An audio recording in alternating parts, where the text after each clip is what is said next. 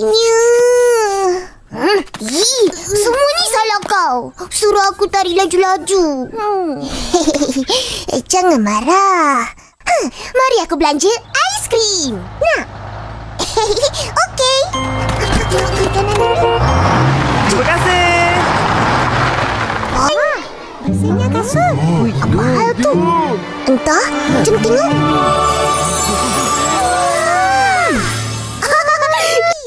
Belanja kita orang juga. Tak cukup, Ma. Dia sudah habis. Kesian. DJ. Apa cerita nak ke Indonesia pula ni?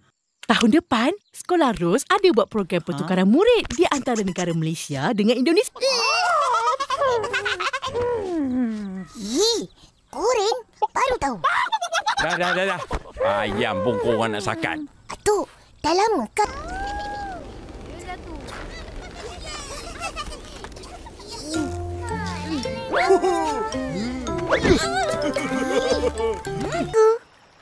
Setuju.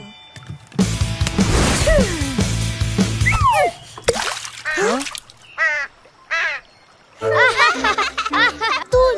Mestilah betul. Cubalah makan.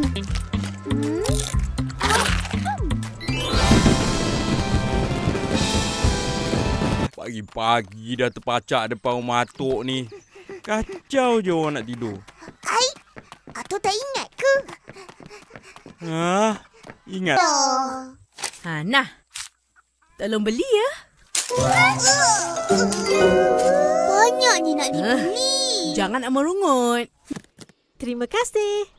Cikgu nak buat apa?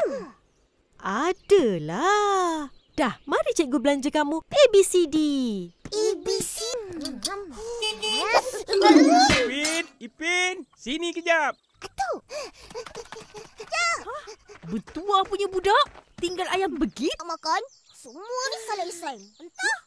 Yelah. Salah aku. Minta maaf.